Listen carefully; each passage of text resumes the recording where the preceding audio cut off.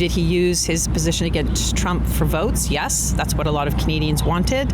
Has he had other dealings with Trump that are completely different? I have no idea, and I would probably be surprised. I don't know what these ties have with one another with these two guys. So like I wouldn't doubt that maybe they were like, hey, we're both businessmen, we can like talk something out. Thank you for your hospitality and above all for your leadership. Those things go on behind closed doors. We really never know what's going on. I am not into any conspiracy theories. I have a lot of respect for this man.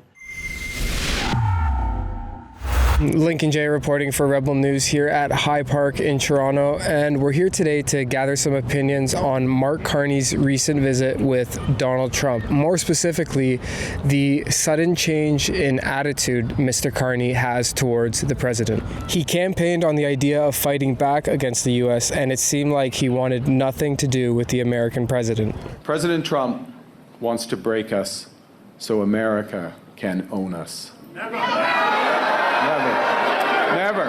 I'm asking for your vote to stand up to Donald Trump, to build a united Canada. We need to come together so we can fight President Trump together. The old relationship we had with the United States, based on deepening integration of our economies and tight security and military cooperations, is over. Fast forward to today, and you have Carney thanking Mr. Trump for the work he has done. Thank you for your hospitality and above all for your leadership. You're a transformational president, focus on the economy with a relentless focus on the American worker, securing your borders, ending the scourge of fentanyl and other opioids, and securing the world. I have a lot of respect for this man, and I watched him come up, in a sense, through the ranks when he wasn't given much of a chance, and he ran a really great campaign. He did a really great debate. I think the debate was very helpful. Is Trump unaware that Carney is an agenda contributor to the World Economic Forum? He's an extremely strong advocate for net zero. We're having this ruthless, relentless focus on net zero because in the end, look, we can't stabilize the climate unless we get to net zero. Or that he has teased the idea of taking action against American social media platforms, aka X. Large American online platforms have become seas of racism, misogyny, anti-Semitism, Islamophobia, and hate in all its forms. And they're being used by criminals to harm our children. My government will act. So what is it? Elbows up, elbows down? I'm confused. Let's see what the people of Toronto have to say. What did you think about Mark Carney's meeting with Donald Trump?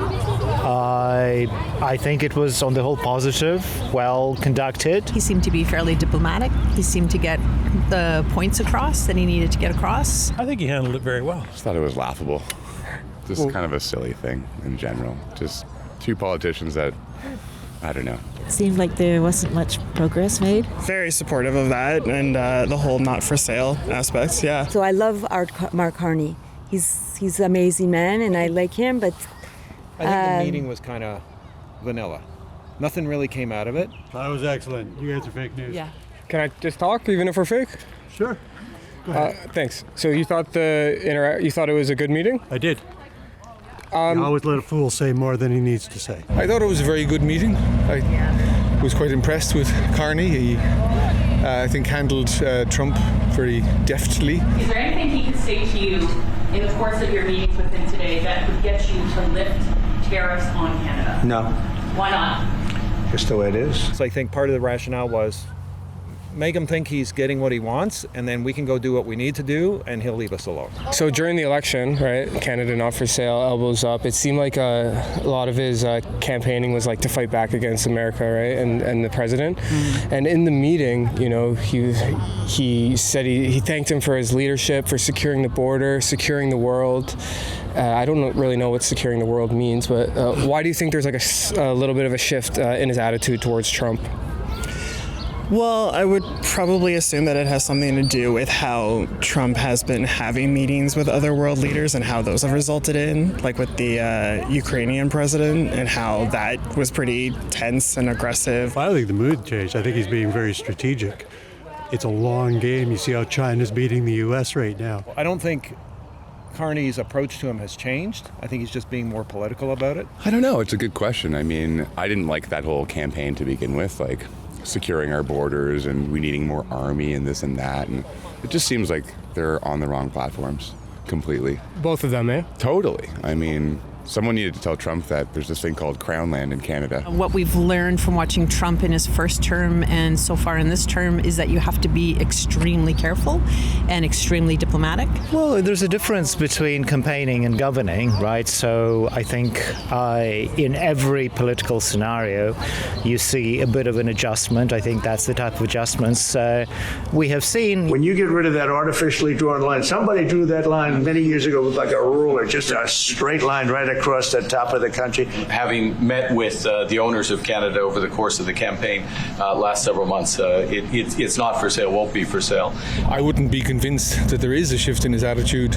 I think he knows how to deal with somebody like Trump, and you don't get anything out of somebody like Trump unless you say nice things to him and butter him up and compliment him. The guy has to say it, right? Like, I mean, he's in the situation, right?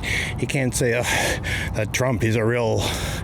Can't do that. I think calling Trump a transformational president is very clever because transformation can be one thing or another, right? And without a doubt, Trump has transformed international relations. I think telling him that he's securing the world, that's probably something Trump wants to hear. Trump is having an effect on NATO alliances and countries spending their GDP on security, so he could be referencing that. I guess it was just kind of, Mark standing his ground and being like, hey, we're not for sale, but also still trying to be diplomatic with everything else that's been going on with like tariffs and such like that, yeah. Why do you think Trump wanted Carney to win? I'm not sure that he did. But isn't that going to make them more hostile to us and possibly I'd rather deal with a liberal than a for conservative. China? I'm not sure that you can. I think maybe he was just needling Pierre Poilievre. I don't know why Trump would have said that. So who knows? I have no idea what really goes through Trump's head, quite frankly. Neither do I recently, to be honest. No. I'm not convinced he wanted it to win, right? It's very hard to interpret. I have absolutely no idea. I could never say anything about what goes on in the mind of that man. Yeah, but Pierre was kind of like more on his side, though. How? Well, I don't know. Just like, I mean, they refer to him as a MAGA Maple, right? He understands money, and honestly, he's also not a politician. I don't think he did. I don't think he cared who wins. Trump's in it for himself only with his crypto scam. I appreciate you talking to me. Thank you. Even though you don't like our news, I appreciate you talking to me. Thank you. Have a great day. You too. I don't know what these ties have with one another with these two guys. I think it would have been the same thing no matter who won, to be honest. It's all for show. They're both big real estate guys. They both have a lot of money, right? Yeah. Do you think there's any chance that Carney was campaigning like that just to get people in Canada to vote for him, because we know that there's a strong sentiment against Trump in Canada, and maybe behind the scenes they're not buddies but business associates in a sense? That's fair. Yeah, I guess that the best way to think about it is that I would like to think that majority of Canada has seen what has been going on with the states and how the repercussions of their election have gone. That's a hard one.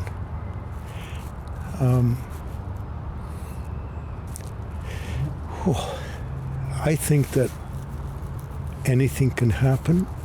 I think that we really never know what's going on. I am not into any conspiracy theories, and I don't accept, that Mark's Carney, previous links to remind me the name of this Brookfield? To Brookfield. I think that's pretty unlikely, actually. I agree, Mark Carney has money. Most people in politics do. You can't barely be in politics without a lot of money. Did he use his position against Trump for votes? Yes, that's what a lot of Canadians wanted. Has he had other dealings with Trump that are completely different? I have no idea, and I would probably be surprised. Well, these people are all politicians, right? You know, their primary objective is to get people to vote for them. I would suspect, of course, that yes, he did probably use that to get people to support him.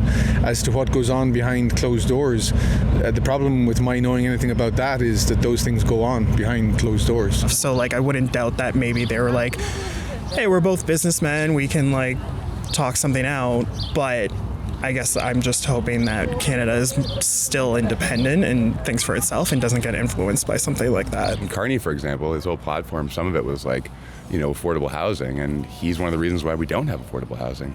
He bought up Toronto real estate and jacked up all the prices, you know? Why do young men why do young men your age like Pierre Poilievre? Like, I don't understand that, because I'm like, it's like I'm a woman, so like I believe in, you know, women's rights and liberty and taking care of poor people, and like I cannot eat a feast when people are like starving. So I do not. I'm a Toronto girl. I grew up in Toronto, and I can't stand like the conservative mentality. I really don't. It's not my cup of tea. So like, we can agree to disagree, but I don't see how you could sit there and be privileged and eat so well when people around you are poor. If I may, you asked about young people, right? I think a lot of young people had hope or believed in Pierre because a lot of young people are struggling to move out of their parents' house. You know, the cost of living is very, very high right now. And Pierre gave a lot of hope to people that he could work on that. He was cutting all your benefits. What hope? He's going to cut all your. Only rich people would benefit. I don't know what your economic and social status is, but help. When I look at the Conservative Party, I want to vote Liberal. When I look at Liberal, I want to vote NDP. And then when I see NDP, I'm like, I don't know what to do. I watched a Netflix thing about Vietnam the other day. I watched that one too. 5 episodes. It's insane. It's insane. And that proves my point in that what happened because they wanted to stay in power. And they orchestrated information that they gave to the people, made them think it was reality, and all they were doing was trying to stay in power. They did it in Iraq. They did it in Afghanistan. So how are we any different today? Bingo. Exactly. Thanks so much for watching, guys. If you want to see more on our investigative work on Mark Carney, you can head on over to thecarneyfiles.com, and through that website, if you appreciate our coverage, consider making a donation, and we will continue bringing you guys the other side of the story. Thank you so much.